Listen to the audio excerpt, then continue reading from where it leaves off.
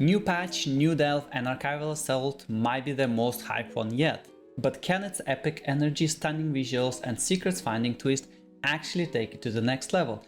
Let's dive in and find out. The first thing that players will notice when entering the new delve is that it doesn't have that fluid entrance like other delves do. Instead, we enter a portal and get teleported inside the instance located somewhere else.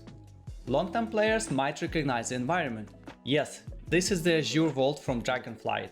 It used to be a dungeon and now we have a delve version of it. One of the coolest things about this delve is its gimmick, a new extra action button. Unlike the annoying underwater breathing gimmick in the sinkhole, this one actually feels fun. Upon use, you dash forward, dealing moderate AU damage and receiving 75% damage reduction for a few seconds. It might sound underwhelming at first, especially with a 1 minute cooldown.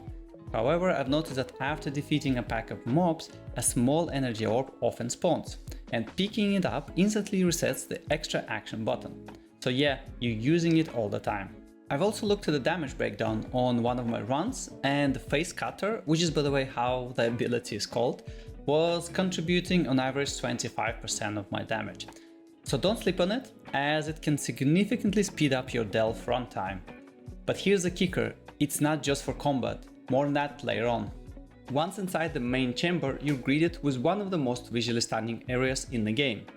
The reuse of Azure Vault pays off beautifully here, with its massive open space, vertical traversal via bay gates, and a central core beam that anchors the entire environment. I definitely think Blizzard should utilize older content where possible, especially if we can connect iconic places with newer stories, lore and dungeons in a fun and a casual way.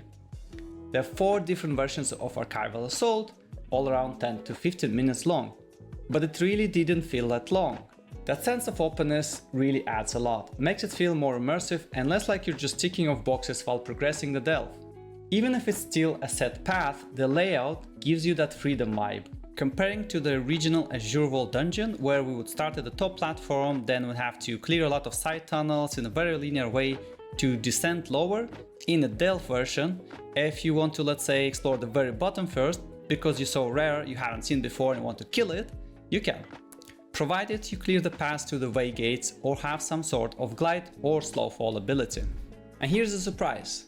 Blizzard finally added the kind of puzzle platforming experience delves were expected to have. A hidden feature of the extra action button is its ability to access previously unreachable areas.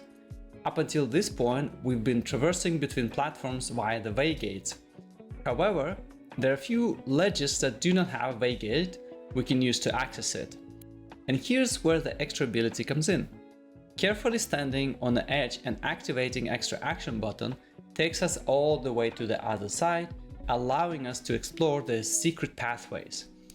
And those additional areas are obviously not required to complete the delve. What it allows you to do is explore a bit more of the Azure Vault. Not all of it. I believe the starting area with the first boss room is missing, but what's more important, there are most definitely going to be hidden treasure chests required to complete delve achievements, so watch out for those.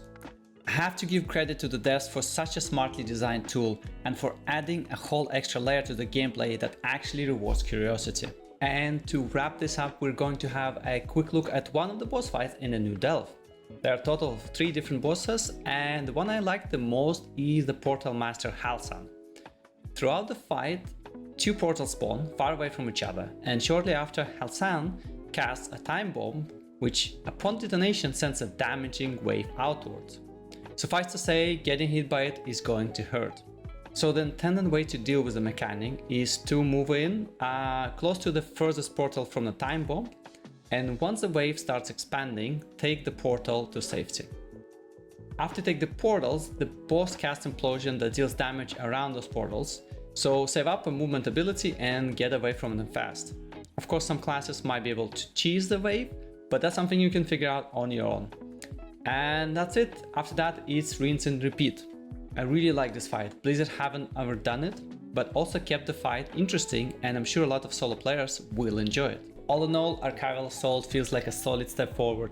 Visually stunning, mechanically interesting, and not bogged down by frustrating objectives. It's a great addition to the delve lineup. Let me know what you think And thank you for watching, have a great day, and I'll see you next one.